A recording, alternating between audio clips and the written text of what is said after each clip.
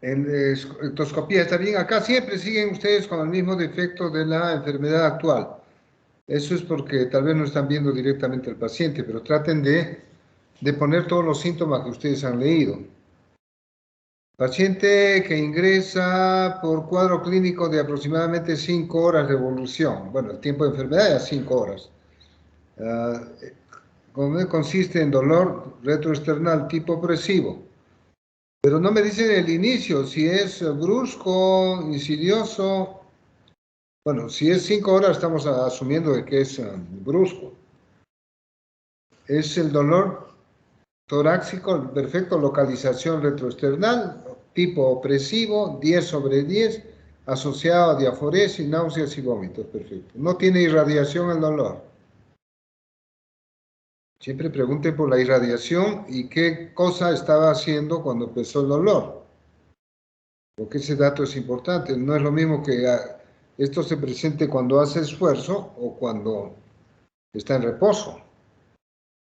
Ya, el resto de antecedentes, bueno, eso lo tienen. El examen físico también, eso no es problema. Presión arterial 180, ya le encontraron.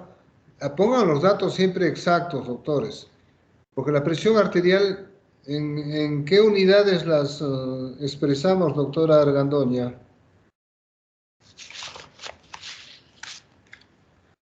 Doctora Argandoña.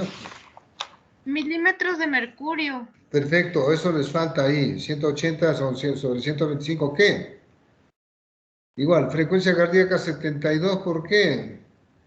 Si es por minuto, ¿no? Tenemos, sí, pero pónganle eso, pues. Saturación de oxígeno, saturación nomás me ponen, ¿saturación de qué? Tiene que ser de oxígeno, 92%, peso 75, talla, perfecto. Y el índice de masa corporal en un paciente cardiovascular es importantísimo. ¿Quién ha hecho esa historia? ¿Qué grupo ha hecho esta historia?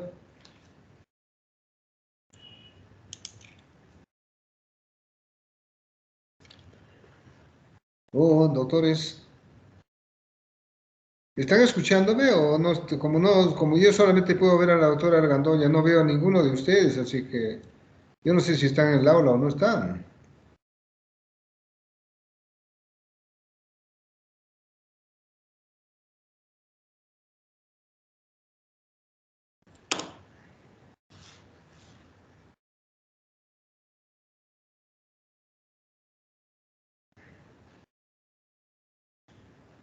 Ya, y acá me ponen dificultad para respirar, examen físico, perfecto. ¿Inspección de qué? ¿Qué examen físico es este? Le tocaba al grupo 1, doctor. Mm, Pues es incompleta esta historia. Vean, por eso les digo, inspección de qué, auscultación. El grupo, los que están integrando el grupo 1, a la inspección no vamos a poner dolor retroesternal, doctores. Si hay dolor retroesternal, a la inspección, podemos ver un paciente disneico, claro, vemos, pero el dolor retroesternal no vemos el dolor. Si ustedes quieren excusarse que les duele, dirán, pues, paciente que se observa, que se coge con la palma de la mano la región retroesternal. ¿No? Eso es lo que pondrían, pero no dolor retroesternal. Primer y segundo ruido ausentes o no los escuchan. Para que no encontremos el primer y segundo ruido, ese corazón no está latiendo. Si está disminuido o es muy tenue, tiene que poner muy tenue. ¿No? Tercer ruido, no es que esté aumentado o disminuido, sino la presencia o no del tercer ruido. Normalmente tenemos tercer ruido, doctor Altamirano. Doctor Altamirano.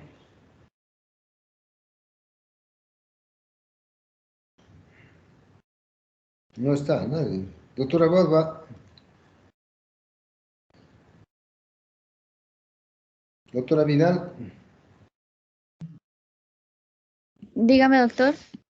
No, por eso, no sé si están ustedes en el aula, cuántos están en el aula, como no los veo, no sé, yo solamente por rato veo a la doctora Argandoña nada más. Pero mire, estas cosas son importantes porque tienen que estar atentos. Porque una historia clínica, ustedes cuando sean internos no pueden presentarlas así, les van a romper delante de ustedes y los van a mandar a estudiar. En otras palabras, los van a botar de la visita. ¿Ya? Por eso desde ahora tienen que, estas observaciones que les estoy haciendo, tienen que estar atentos, ¿ya? Como tercer ruido normalmente no tenemos, pues, ¿no?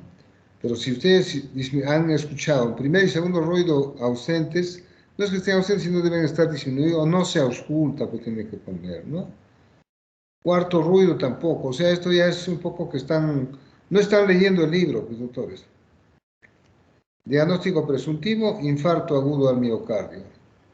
Y todo lo anterior, todo el examen, ya eso están haciendo para pasar ya al paso, no es una buena historia clínica. Tienen que tratar de hacer en este formato mejor. Ectoscopía, signo destacado, dolor retroesternal, no hay nada. Pues no, paciente al dolor. Si el paciente está con dolor, poner paciente álgido, inquieto, paciente se queja de dolor retroesternal, eso, ¿no? Que se queja, paciente angustiado, etcétera. ¿Ya? Vea, acá la enfermedad actual, relato cronológico. Nuestro paciente presentó 2 semanas de dolor opresivo en el pecho y luego volvió un dolor mucho más intenso, tampoco, ¿no? O sea, no es que ustedes acá se circunscriben. Esta enfermedad actual puede ser de media página, doctores. Debería de ser para que ustedes expresen bien. Pero ¿cómo hago una historia si no estoy frente a un paciente? Ese es el problema. Entonces, ¿qué tienen que hacer? Tienen que ir a vuestro libro, al vuestro agente, y revisar cómo las características del dolor y ustedes inventar pues, lo que tiene el paciente. Entonces, redactarlo eso. ¿Ya? Lo que es distinto a un paciente que te cuente a que tengas que ponerlo así. Por eso yo veo que hay este error en ustedes, porque no están leyendo previamente el libro. Vayan ahí, al síndrome del síndrome de anginoso. Todo eso implica que lean las 2 hojas del Argente. Y una vez que entiendan ahí, les dice, ya, entonces ustedes inventan un paciente, ¿no? Ya, igual, este también es la misma. No tienen dificultad en este tipo de formato.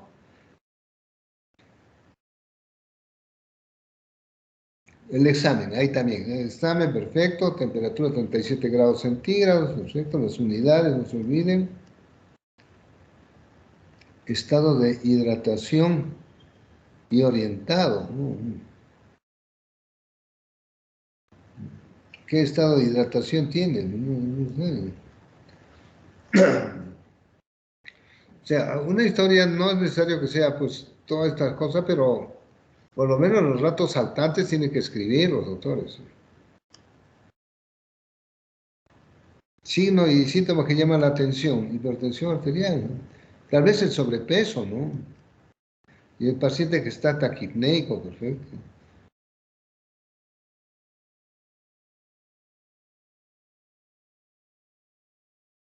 Ese parece que es copia-pega también a la auscultación, tórax y pulmones. ¿Y esto de qué es? Región precordial, ¿no? Pues tiene cardiovascular. ¿Y dónde están los pulsos? Pulsos periféricos disminuidos. Yo les había dicho que izquierda y derecha tienen que colocar cómo se ponen los pulsos. Ya, un par de minutos les voy a explicar cómo se hace esto. Es que a veces ya no hay tiempo y se va muy rápido la hora. Ahí está la pizarra, ¿no?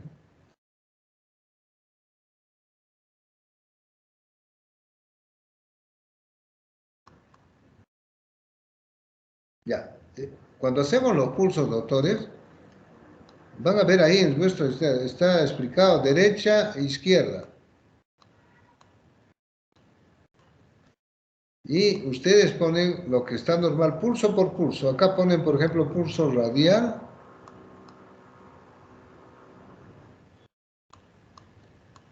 Ya, el pulso radial lo tienen que poner, pues, si es normal, aunque sean cruces. 2 cruces, que es lo normal. Si está en el lado izquierdo del pulso, por ejemplo, el pulso pedio, si el pulso pedio está disminuido, le pondrán pues una cruz en el lado derecho. Y si en el lado izquierdo está abolido, le pondrán 0. Entonces así nos ayudamos rápidamente a ver qué lado con los cursos periféricos. Desde arriba, radial, cubital, femoral, popliteo, pedio, llenado capilar. Entonces ustedes van poniendo 2 cruces, una cruz, 2 cruces en una cruz. Esto es una manera de cómo presentar en la redacción de vuestra historia clínica. ¿Subió o no subió? ¿O se vio la imagen o no?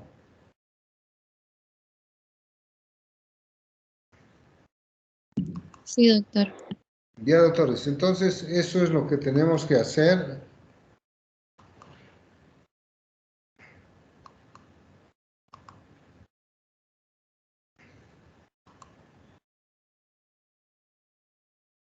Ya, en el resto de la historia clínica. La última historia, vamos a verla.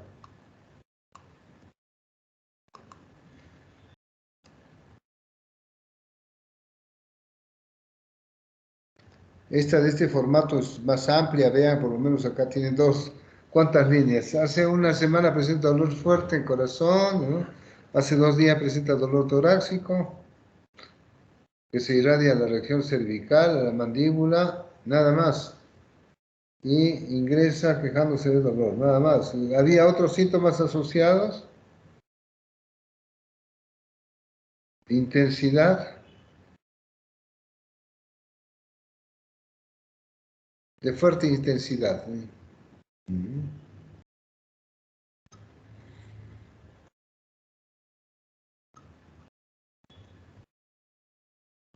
Les dije que al final siempre pongan la impresión diagnóstica sindrómica y firma grupo 1, firma grupo 2, decía, ustedes saben.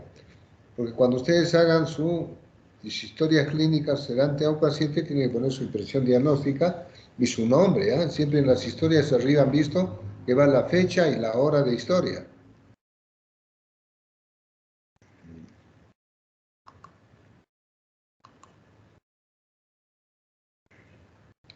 Ya, doctores, eso tiene que ir mejorando. Estas sus historias de estos días, por favor, porque ya estamos a la semana 8 ya.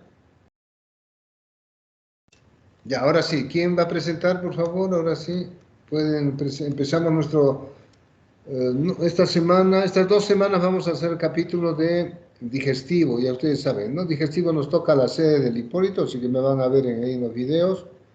Y he tratado de ponerles todo lo que se necesite saber en la historia clínica de digestivo, doctores. El diagnóstico nos aproxima un 80, un 60% de la anamnesis.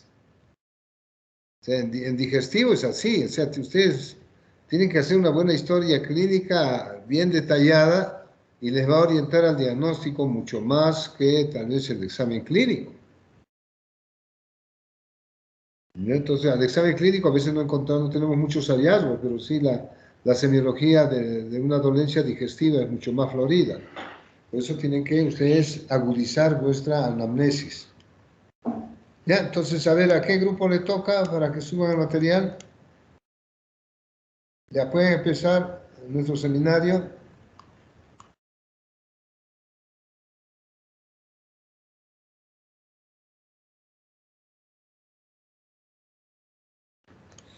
¿Qué grupo expone, doctora Vidal? Mi grupo, doctor, ahora lo presento. Ya, perfecto. Doctor, antes, quiero, ya, gracias. Mencionarle que no pudimos enviar, ni el informe ni la exposición. Claro, veo que en el aula no la han subido, ¿ah? No, por falta de tiempo más que nada. No sé si lo puedo enviar por su correo. Envíenme mi correo, pero cuélguenlo de todas maneras en el aula. ¿Ah? No No, sé si les... no, ¿Ya no, no les no, acepta? no nos acepta. Ya, ya. Porque en algunos casos se amplía un poco. Ya. Lo que podemos hacer es, bueno, yo voy a informar al doctor Acosta porque de todas maneras chequean ahí, ¿no? Para que a ver si les amplían, pues. Sí, también porque tuvimos hoy día examen y algunos de nosotros no hicimos a tiempo. Ya, doctor, por mi parte no tengo problema, sino hay que avisar al doctor Acosta. Doctora Vidal, usted puede poner una notita que han coordinado conmigo porque no han tenido tiempo de subir por el examen, no han podido subir su exposición que me lo están mandando a mi correo, ¿ya? En la parte de comentarios. No, al doctor Acosta, voy a mandarle una nota, o si no yo le voy a avisar, pero no es lo mismo que yo le avise a que ustedes le digan, pues, para que les amplíen. Ya le voy a enviar un correo, sí. Ujú. Envíele al doctor Acosta, dígale que ha tenido esa dificultad y que cómo harían para volver a subir, que por mi parte no hay ningún problema porque estamos haciendo el informe y la exposición, ¿ya? Doctor, gracias. Ya.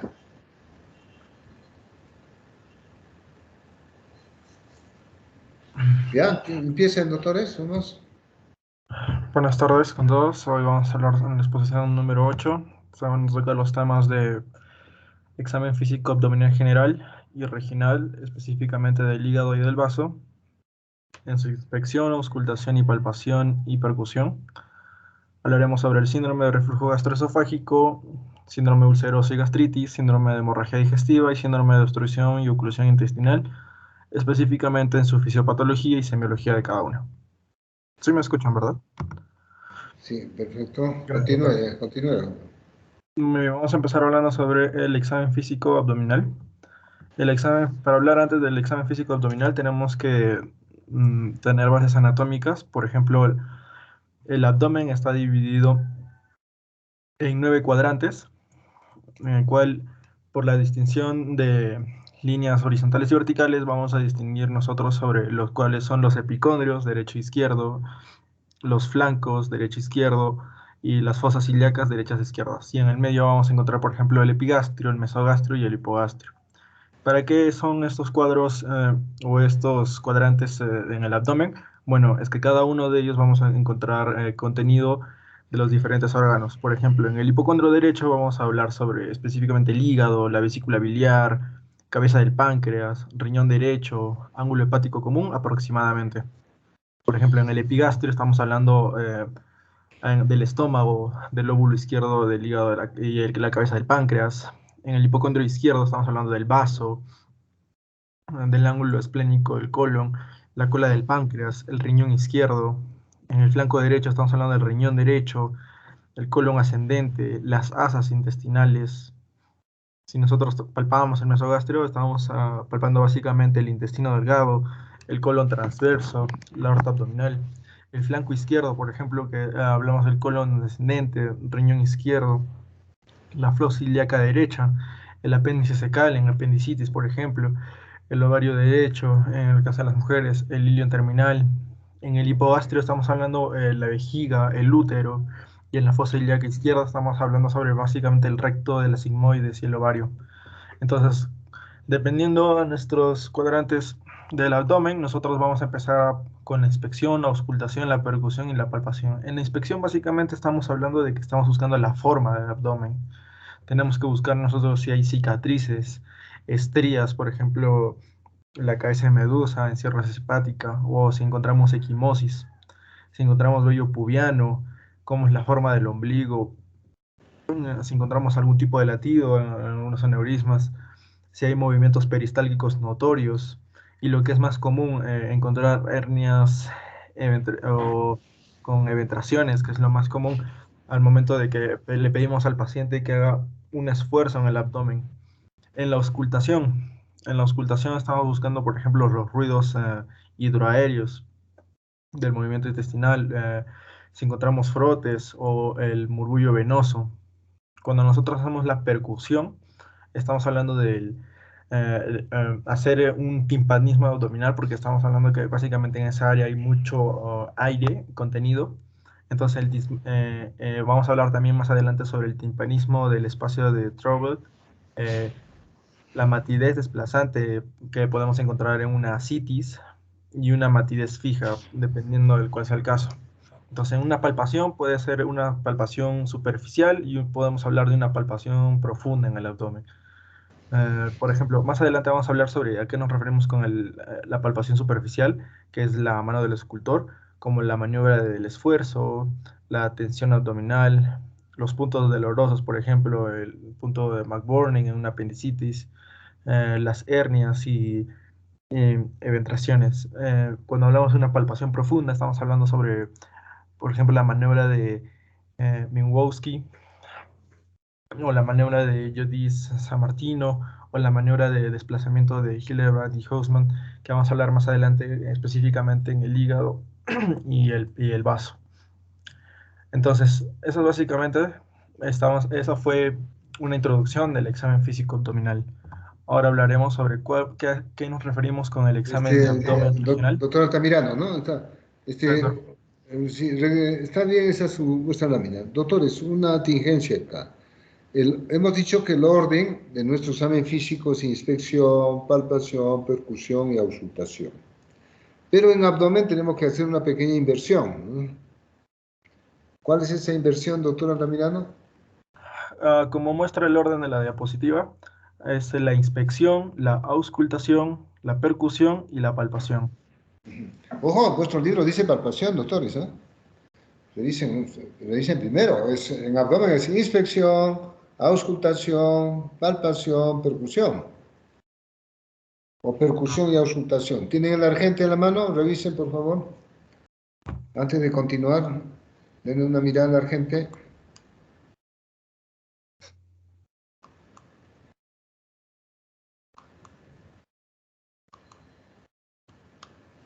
A ver, el argente en la mano. ¿Quiénes tienen el argente? A ver, revisen. Doctor, en el argente dice que es primero inspección, auscultación, percusión y palpación.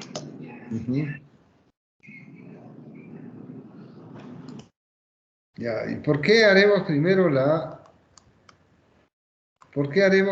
doctores, la auscultación?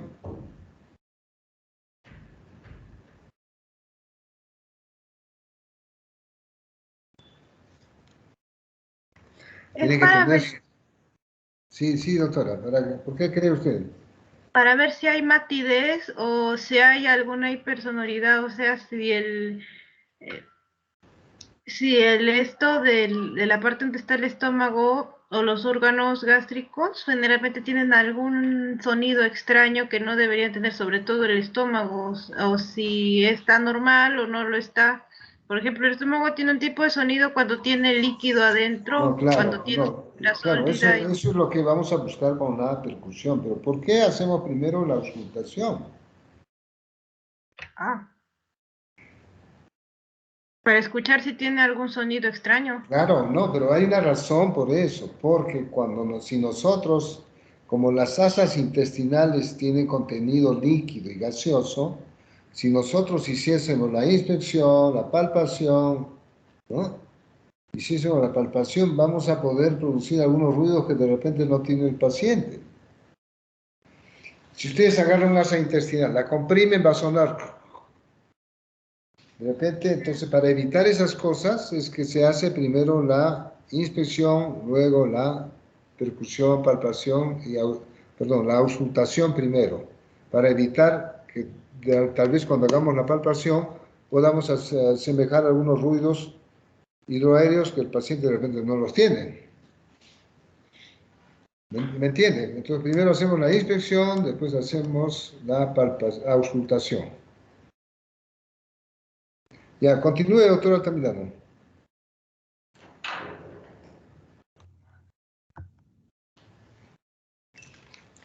Continúe.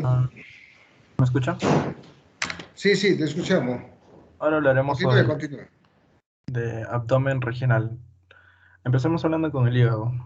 Para empezar, el hígado tiene un peso de 2 kilos con 400 gramos. Está ubicado, como le hemos mencionado, en el hipocondrio derecho y se extiende hasta la parte del izquierdo, en casos patológicos.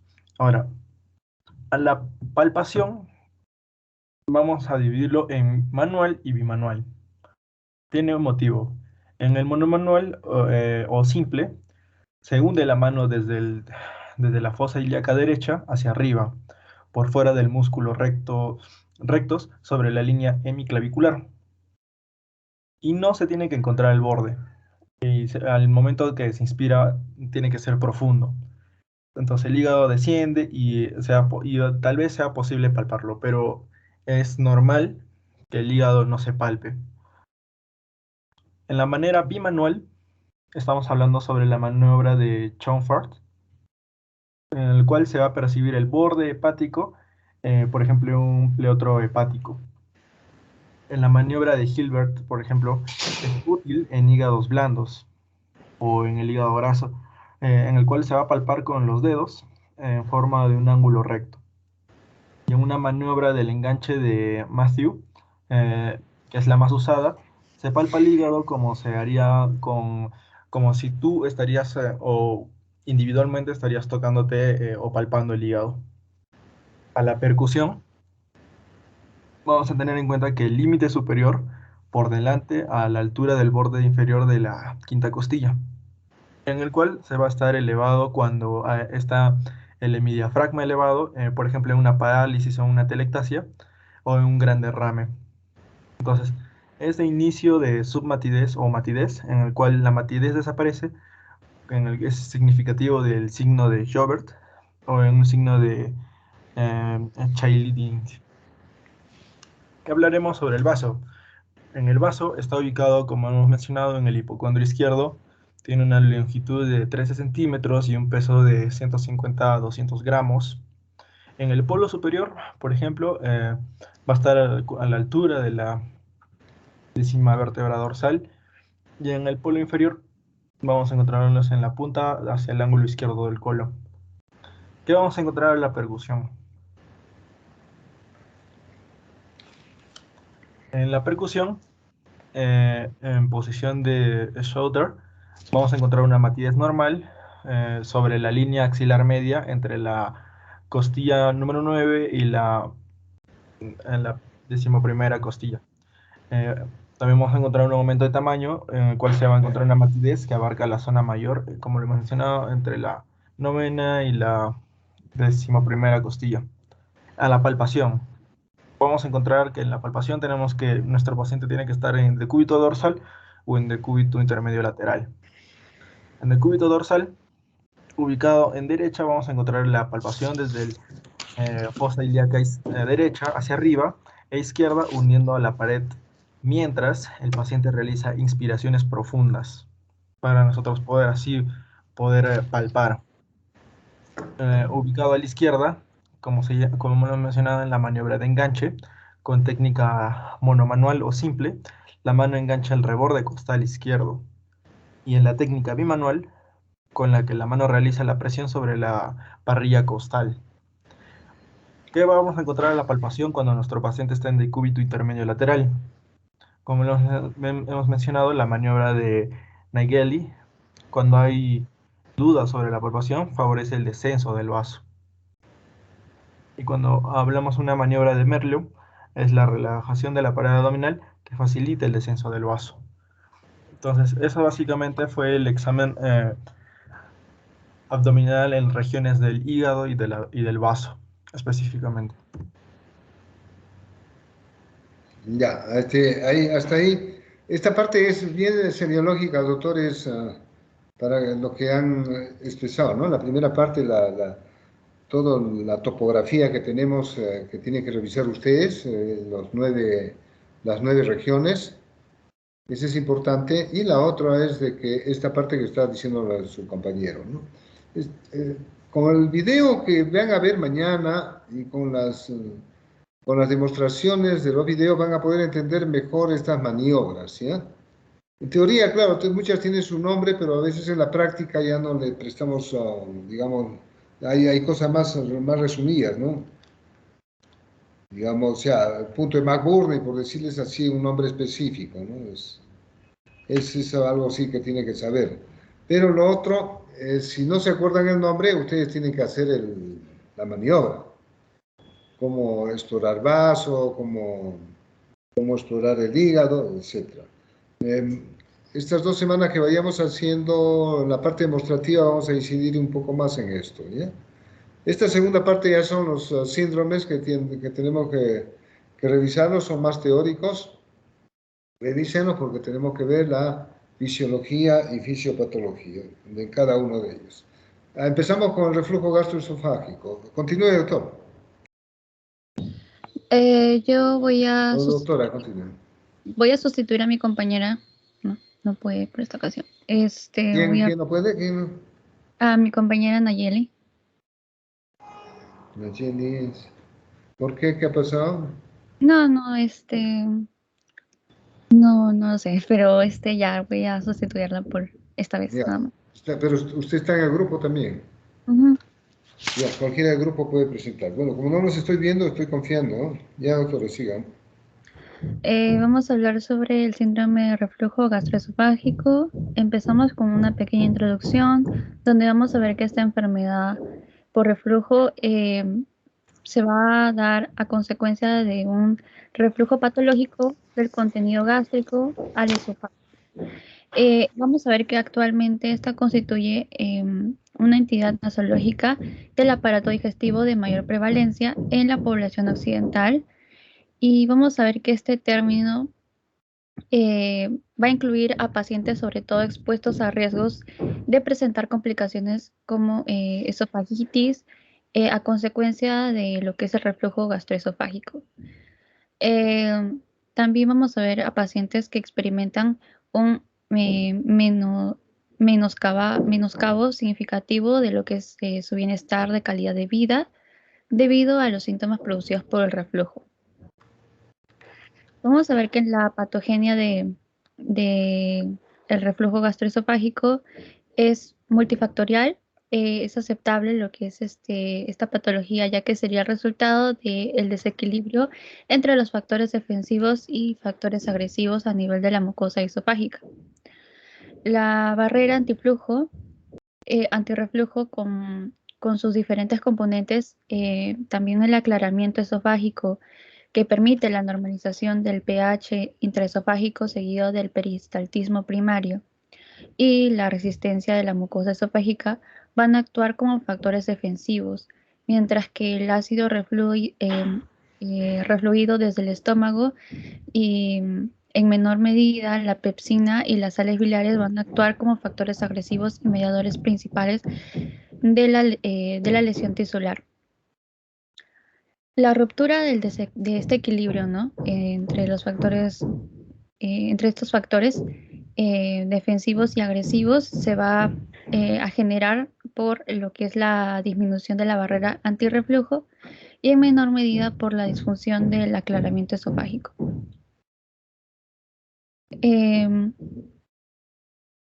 Pasa a la siguiente, por favor.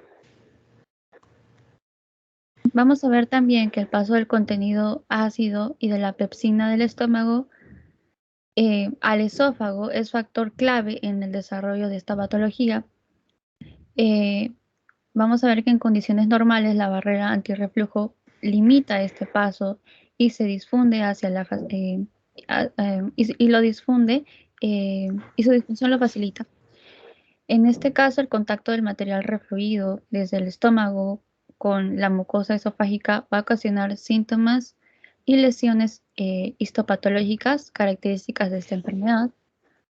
Vamos a ver que en la disfunción de la barrera antirreflujo, como en el caso de la hipotonía del esfínter esofágico inferior, va a ser dado en personas sanas con este reflujo que presenta un tono basal que oscila entre los 12 a 30 milímetros de mercurio. Vamos a ver que estos valores van a mostrar variaciones a lo largo del día y modificables en la función de los incrementos de la presión intraabdominal. En lo que es a partir de la ingesta de determinados alimentos y de la toma de fármacos. Vamos a ver que hay solapamientos de los valores presivos entre pacientes sanos también y también la hipotonía esfinteriana que desencadena reflujo hepatológico. Esta misma puede ser severa con una presión basal menor de 5 milímetros de mercurio que permite que el reflujo libre del contenido gástrico al esófago exista y bueno, hay una relación entre la presión de este reflujo y la severidad de la esofagitis. Y también vamos a ver una hipotonía moderada con valores presivos basales ligeramente superiores a 10 milímetros de mercurio. En la relajación transitoria inadecuada del reflujo, vamos a ver que esta misma recibe el nombre de relajaciones transitorias. Los descensos bruscos y la gran duración, mayor de 10 segundos, de la presión esfinteriana, descensos no relacionados con la deglución y que por lo tanto no acompañan en el registro de la monometría de una consecuencia peristáltica. Estas relajaciones son la respuesta refleja fisiológica a la distensión gástrica por gas o por alimento y están relacionadas con los eruptos. Pasa a la siguiente, por favor. En la hernia del hiato se va a ver que en esta parte la definición va a haber un desplazamiento de la unión esófago-gástrica por encima del hiato esofágico del diafragma y que incluye una porción mayor o menor del esófago, y esta ha sido implicada en lo que es la patogenia del ERGE, y su importancia de esta relativamente ha variado con el tiempo, pasando de ser un factor patogénico a casi único en las épocas anteriores a la introducción de los estudios funcionales del tubo digestivo. En las manifestaciones clínicas vamos a ver que el espectro de que en este caso los síntomas causados por el ERGE se van a clasificar en típicos y síntomas atípicos o manifestaciones extraesofágicas. Como por ejemplo, los típicos tenemos la regurgitación, la disfagia, y en los síntomas atípicos el dolor torácico, la laringitis posterior, vamos a ver tos crónica, asma bronquial, en otras ocasiones neumonía, erupciones dentales también y quemazón oral. Pasa a la siguiente.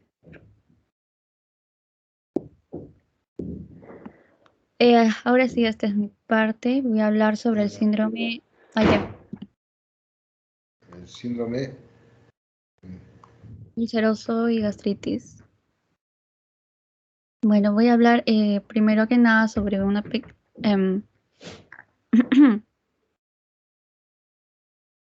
¿Qué? A ver, un ratito.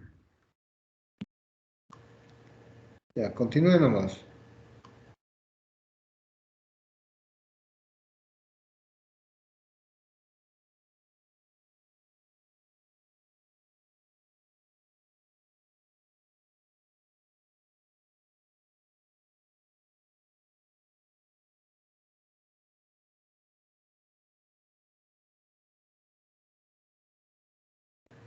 Hacemos un pequeño break de 5 minutos. Ya, porque no escucho. Ya, un break de 5 minutos.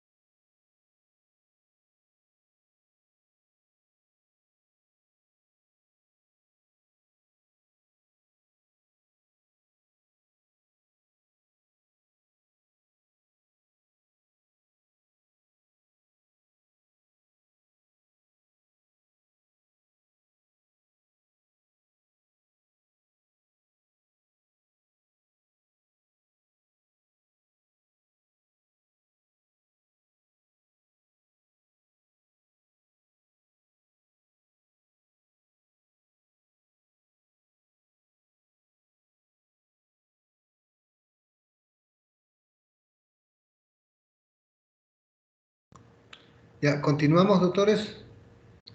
Hola, hola, continuamos.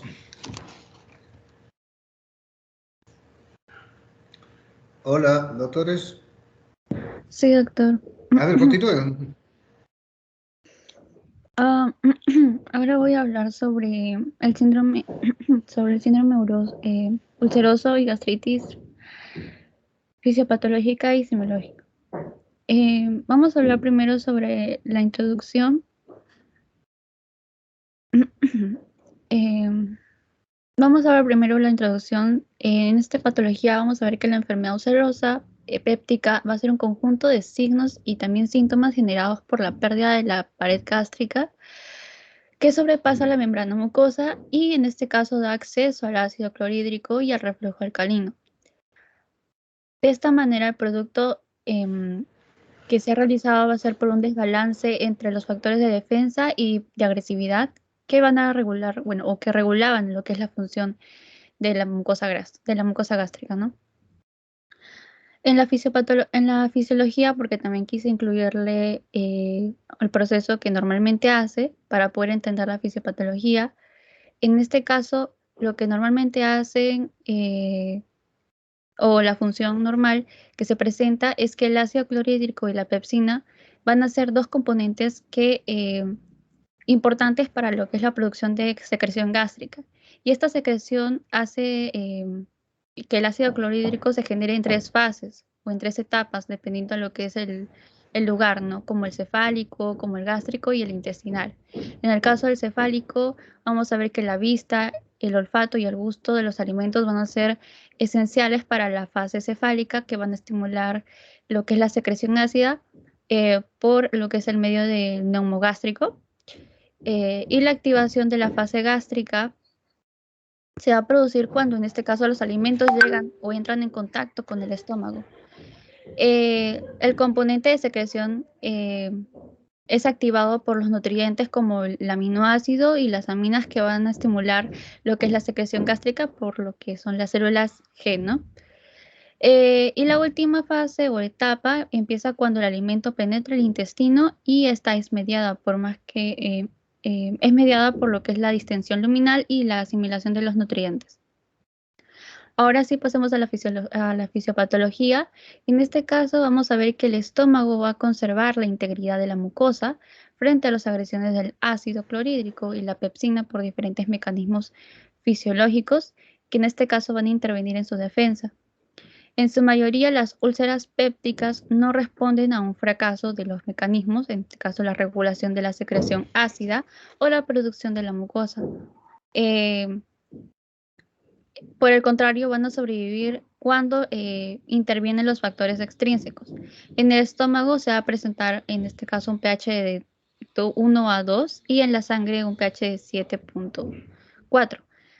La barrera de la mucosa mantiene este pH de la sangre y en este caso impide el paso de los hidrogeniones al estómago y del estómago a la circulación, ¿no? Y en el caso del sodio también de la circulación del estómago. Cuando en este caso se alteran los factores defensivos, van a aumentar y aumentan los agresivos, se produce lo que es este síndrome de úlcera, ¿no? Vamos a ver que en el caso de la gastritis erosiva hemorrágica, vamos a ver por producto o por causas de los AINES o del alcohol. En el caso de los AINES sabemos que estos inhiben la COX, también las prostaglandinas, que es importante para la protección del estómago, inhiben las células parietales y tienen una mayor, en este caso, liberación de los ácidos, ¿no? Y producto de ello no habrá una mayor liberación de la mucina y bicarbonato. A consecuencia de esto se genera lo que es la inflamación de la mucosa del estómago y posteriormente gastritis. Vamos a ver que a causa de que no haya prostaglandina, va a haber también, tampoco va a haber lo que es una vasodilatación. Y luego de ello, tampoco va a haber un buen flujo sanguíneo. Va a haber una disminución de los nutrientes, de la glucosa y también de los hidrogeniones, y así posteriormente una disminución de las defensas fisiológicas, causando de esta manera la inflamación de la mucosa del estómago y también produciendo lo que es la gastritis, ¿no? Y en el caso Y en el caso del alcohol, vamos a ver que este generalmente disuelve las grasas, haciendo que la membrana, que la membrana que la membrana del estómago no se disuelva, ¿no? Y esta, lo que es la bilis, la pepsina y el ácido clorhídrico provoquen lo que es la inflamación, pues porque ya no hay esa membrana protectora a causa de lo que el alcohol dañó, ¿no? Esta membrana y haciendo que se inflame y produciendo también lo que es la gastritis, ¿no? Pasa por favor a la siguiente diapositiva.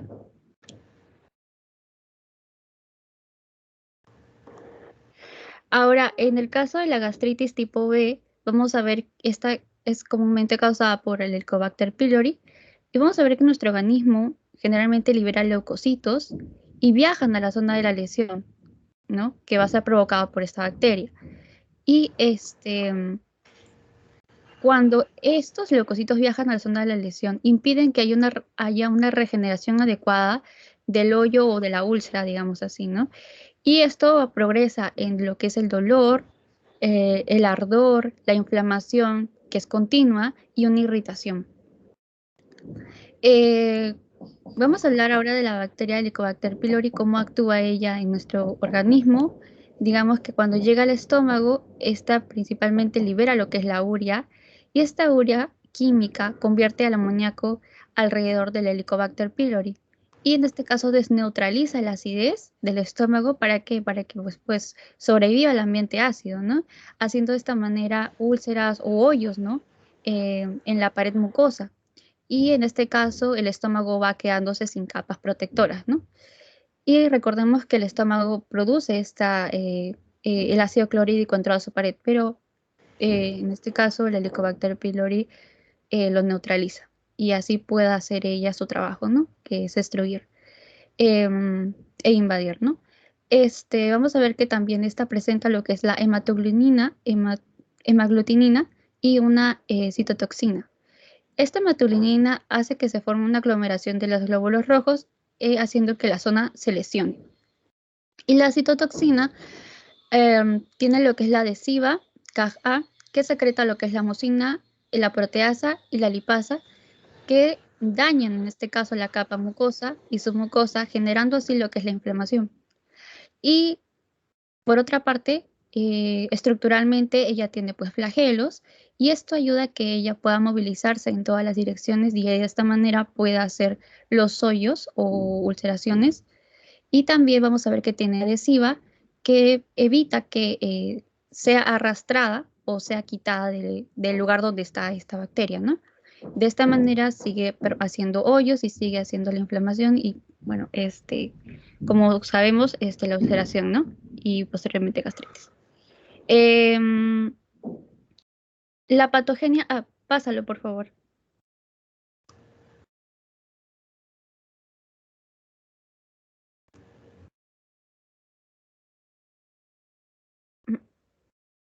Eric. Ya, no pasa. Pasen la otra. Ahí está, ya se vio, sí se ve. Recordando un poco, quiero que entiendan que la etiopatogenia de este síndrome es más que nada, uno, ya habíamos dicho, el Helicobacter pylori, la aspirina y AINES. Los AINES, también vamos a ver que el síndrome de Zollinger-Ellison también es un factor, el tabaco, el estrés y los factores genéticos, que pues de hecho no se pueden cambiar, ¿no?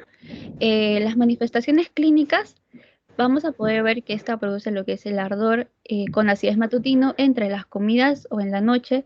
De vez en cuando calma el dolor con los alimentos o antiácidos. Este es el signo se llama el signo de hambre dolorosa. Aquí también otra manifestación es que el paciente puede presentar una postura antálgica y vamos a ver que la acidez puede o no acompañarse de dolor, ¿no?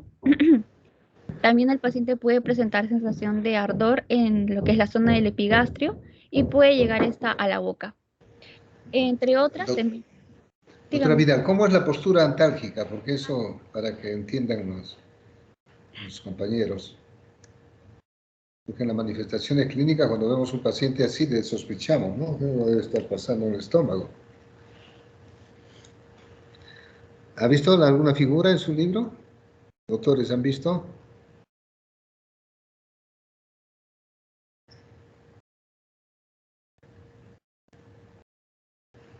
El paciente se dobla, se agarra el abdomen. Cuando se agarra el abdomen y se dobla, esa es una postura antálgica.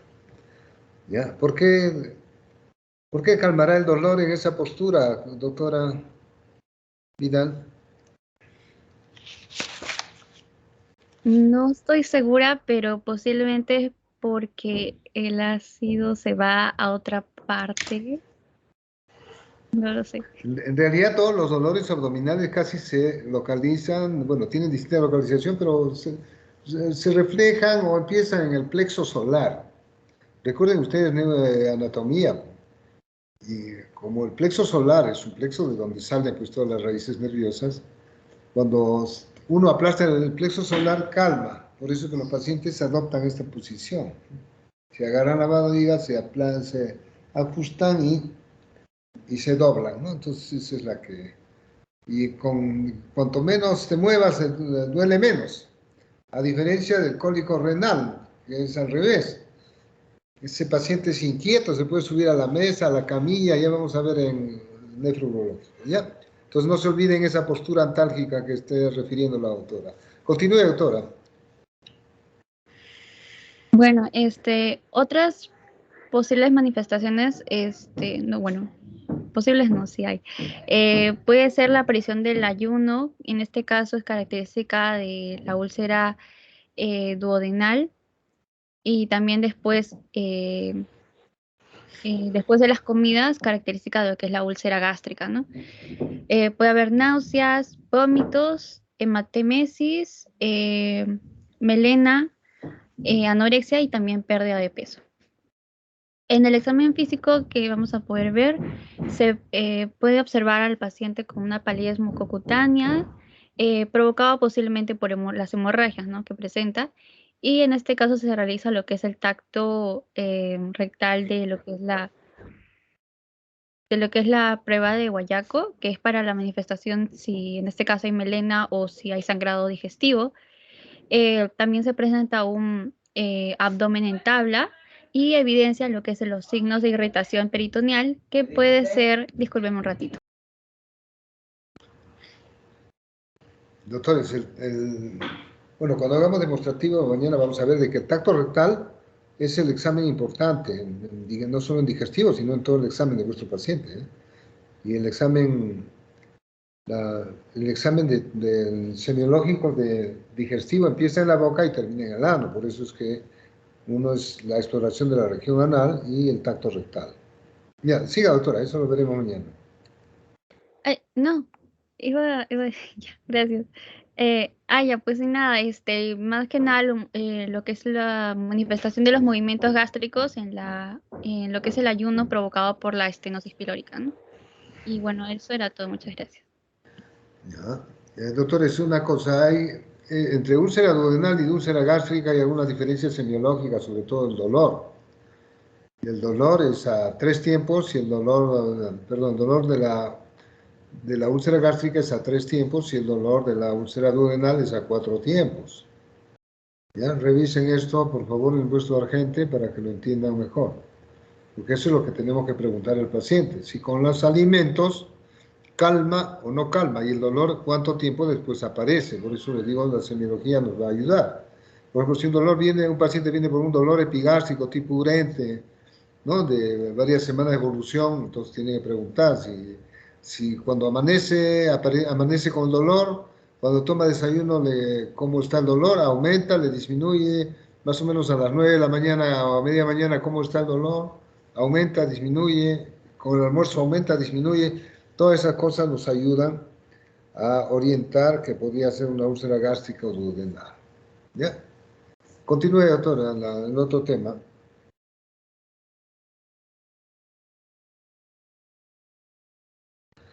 ¿Quién expone?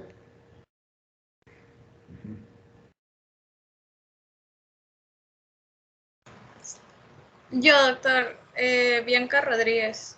¿Me Ya, sí, escucha? otra. Sí, le escucho perfecto. Ya, bueno, ahora pasaremos a hablar un poco sobre el síndrome de hemorragia digestiva. Como una breve introducción, pues se define a esta como la pérdida de sangre por el tubo digestivo que puede producirse por diversas enfermedades, comprendiendo desde la boca hasta el ano. Y la forma de presentación puede variar, ya que en algunos casos puede tener hematemesis, en otras melenas, rectorragia, entre otros. Su clasificación se va a dar en dos, en hemorragia digestiva alta y hemorragia digestiva baja, que lo vamos a ver en la siguiente diapositiva. Ahora, hablando un poco sobre el tipo de hemorragia digestiva alta, es la pérdida de sangre desde la orofaringe al ligamento de Treitz y presenta causas variadas, entre ellas la úlcera gástrica duodenal, las varices esofagástricas, lesiones difusas de recubrimiento interno, desgarro por vómitos intensos, de la unión entre el esófago y el estómago, y entre otros. Algunas de las manifestaciones clínicas, como les mencioné al inicio, son hematemesis, melena y hematoquesia. La hematemesis sabemos que son los vómitos con sangre. La melena, que es la expulsión de heces negras con un olor fétido. Y la hematoquesia, que son las deposiciones de heces sanguinolentas que se indica en general sangrado distal al ángulo de Treitz. Pasando a la fisiopatología, el sangrado del tubo digestivo se puede deber a un sangrado capilar, a una erosión de un vaso, a una ruptura de venas, a fenómenos inflamatorios también que llegan a comprometer la mucosa del tracto digestivo alto, dando lugar a un edema, una congestión, una erosión con necrosis o un sangramiento. Y las ectasias vasculares o angiodisplasias, que al tener vasos dilatados o tortuosos, formados por plexos capilares y venosos en la mucosa y submucosa, en los individuos adultos mayores y en pacientes también con insuficiencia renal crónica, dan cuadros hemorrágicos, que generalmente son leves, pero pueden ser repetitivos, y el sangrado también hay que tener en cuenta que puede ser persistente y llegar a ser severo. Las úlceras también gastroduodenales pueden sangrar de dos maneras. Por un lado puede ser por compromiso capilar periulceroso o por el otro que es por erosión de un vaso de mayor calibre en el hecho de una ulceración. Y si la pérdida de sustancia ocurre más profundamente, compromete un vaso arterial por debajo de la submucosa y el sangramiento va a dar lugar a un Forres 1 o 2A. Ahora, pasando con la exploración física, se determinará la frecuencia cardíaca, la presión arterial y la existencia de cambios ortostáticos. En la exploración del abdomen se va a detectar una hepatosplenomegalia, también ascitis, masas abdominales o la presencia de peritonismo. La exploración cutánea, tanto por color y temperatura, puede revelarnos también signos de vasoconstricción periférica o la presencia de estigmas de hepatopagia o neurofibromatosis. Y la auscultación del abdomen puede mostrar ruidos hidroaéreos aumentados en una hemorragia activa, y esto es debido a la acción irritante de la sangre sobre la mucosa intestinal que estamos teniendo. Y por último, en el tacto rectal es un examen fundamental que pues no debe de omitirse, ya que este define la presencia de sangre, así como el diagnóstico de lesiones bajas, sea por ejemplo tumores o hemorroides. La siguiente, por favor.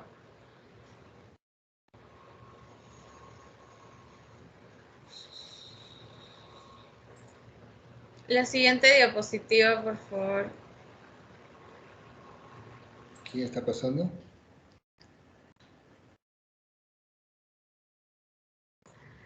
Ya, gracias. Y Sí, por disculpa. último, Estoy teniendo problemas con mi computadora. y entonces, como les mencioné al inicio, tenemos también el otro tipo, que es la hemorragia digestiva baja. Y esta es la pérdida de sangre también por el tubo digestivo, pero este es de origen distal al ángulo de Treitz y en el que afecta generalmente a adultos mayores. Además, esta cede espontáneamente también en la mayoría de los casos, alrededor de un 80 o un 90% de los casos. Y las causas más frecuentes de esto es que a cualquier edad son la fisura anal y el sangrado hemorroidal. En pacientes jóvenes también las causas más frecuentes de esto, de una hemorragia digestiva baja de tipo grave, son la enfermedad inflamatoria intestinal y la colitis infecciosa. Pasando a manifestaciones clínicas, también presenta hematoquesia, pero también tenemos enterorragia y proctorragia. La hematoquesia, pues la pérdida de sangre roja por vía rectal, y la enterorragia, la eliminación de sangre roja mezclada con el material fecal, y la proctorragia, que es la pérdida de sangre por el ano durante la defecación. Pasando a su fisiopatología, la magnitud del sangrado y su repercusión hemodinámica pueden ser clasificadas por leve, moderada y grave. La mayoría de los casos suelen exteriorizarse con un sangrado de pequeña magnitud, intermitente y de característica autolimitado, y que no suele comprometer el estado hemodinámico del paciente. Y sus mecanismos fisiopatológicos también varían dependiendo de la causa subyacente y pueden ser agrupados en anatómica, vascular e inflamatoria.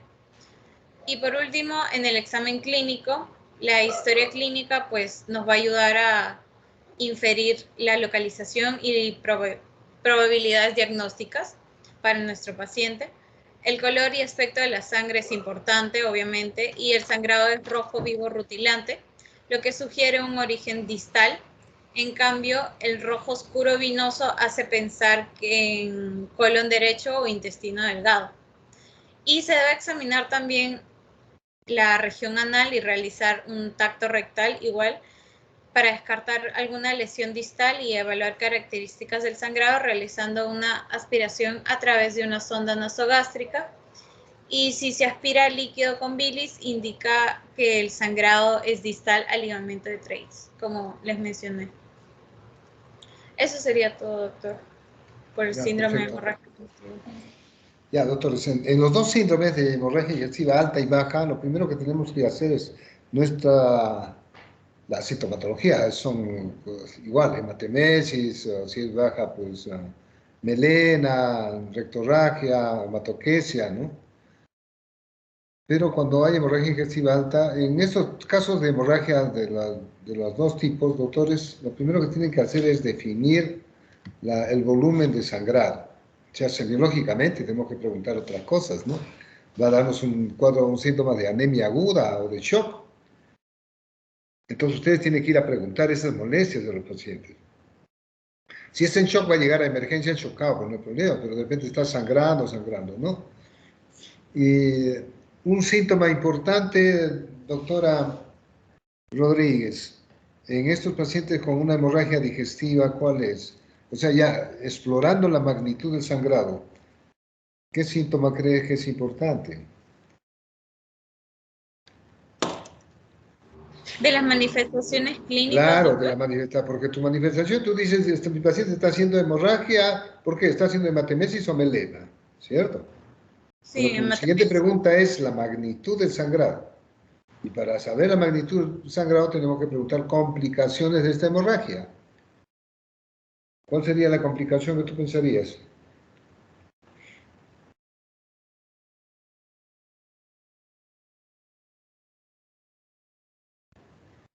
La anemia aguda, doctores, no se olviden. Entonces tienen que preguntar síntomas de anemia aguda. Un síntoma de una anemia aguda, doctora Rodríguez, ¿qué pensaría? ¿Cuál será?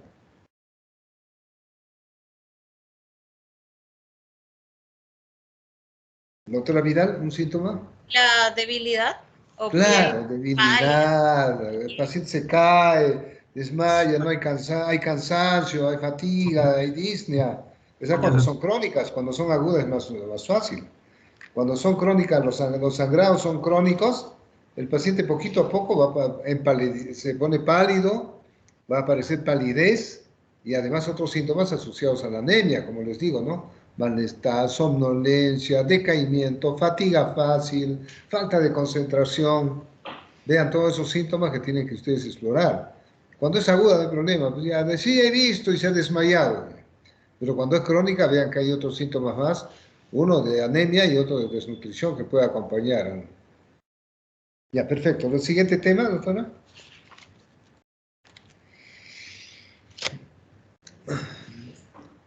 ¿Ya? ¿Quién expone?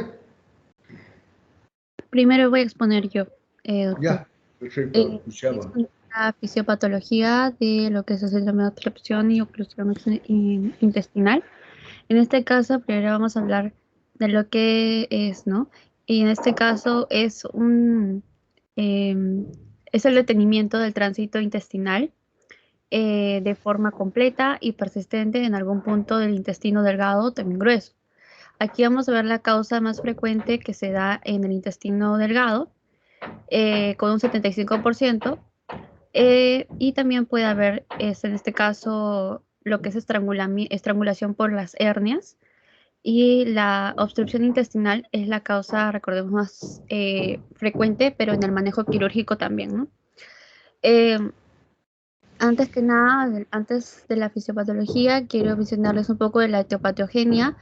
Por la parte patológica intrínseca, la patología intrínseca puede ser ocasionada por congénita o por inicio congénito, ¿no?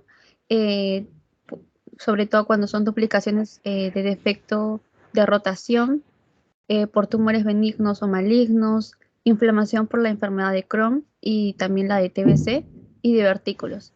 También por traumas, y en la patología extrínseca puede haber, ¿no?, adherencias híbridas, hernias internas o externas, ¿no? Y la compresión como en el caso de carcinomatosis, tumores y también embarazo. Y en el caso de obturación, puede ser por cuerpos extraños, cálculos y parásitos. En la fisiopatología vamos a ver que en este caso la dilatación del intestino proximal al sitio de obstrucción, también va a haber presencia de la mucosa dilatada que pierde lo que es la capacidad de absorber líquido y aumenta lo que es la secreción, ¿no? Y la obstrucción alta, hay una pérdida de lo que es de abundante líquido por lo que son los vómitos. Y la consecuencia al final es la deshidratación, trastornos metabólicos, hipovolemia y también shock. La estrangulación y consecuencia final de la perforación, más que nada, también. Y esto abarca en una conclusión de que hay un aumento de la presión intraluminal, una disminución del retorno venoso mesentérico, una transudación del líquido a la luz intestinal y una deshidratación de pérdida de lo que son electrolitos, sobre todo del potasio. Vamos a ver que a partir del punto de obstrucción intestinal se va a presenciar una éstasis del contenido intestinal.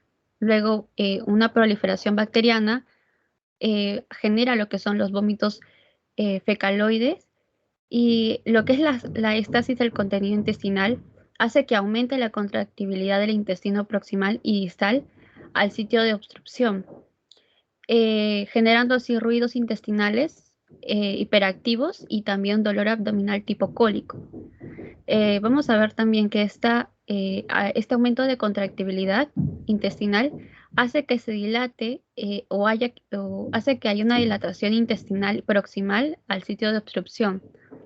Hay aire deglutido, alimentos ingeridos y secreciones gastrointestinales.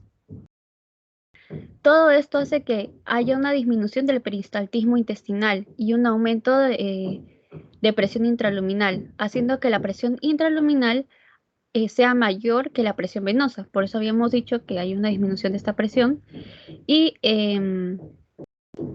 esto genera también lo que es la obstrucción del drenaje venoso y linfático.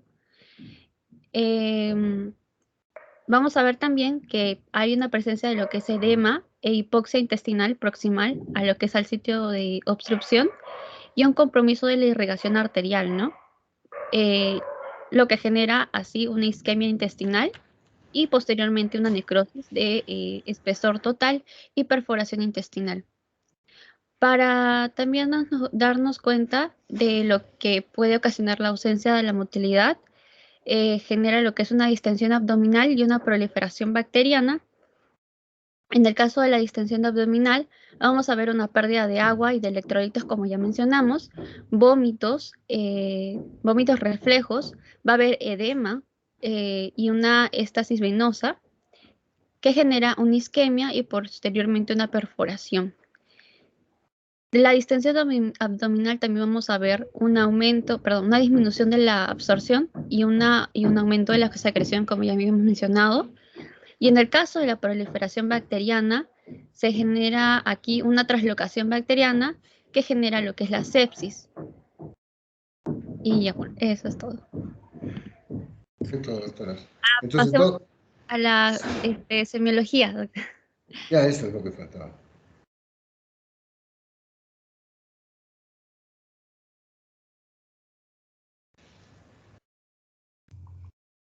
Muy bien.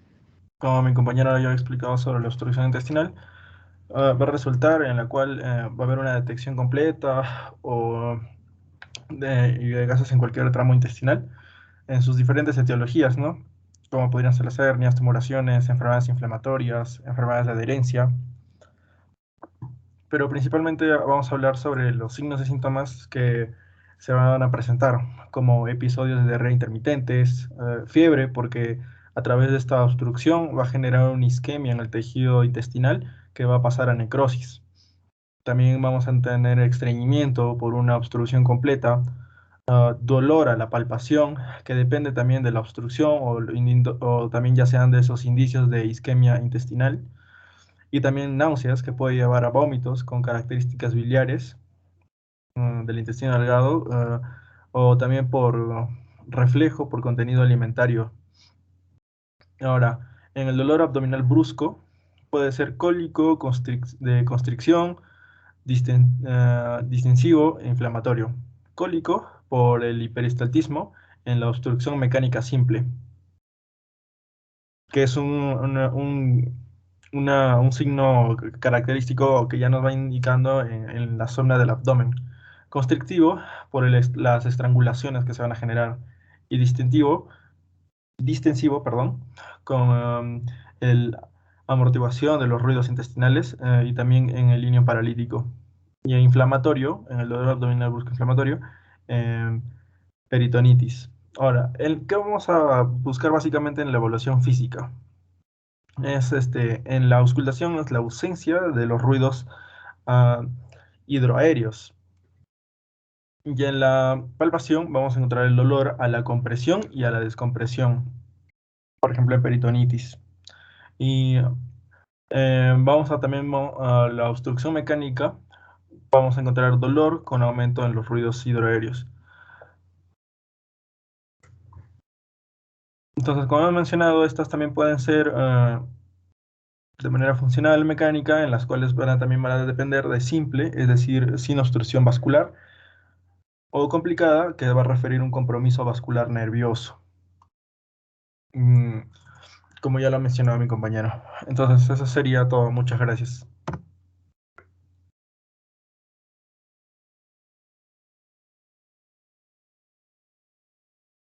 Doctor, su audio está apagado.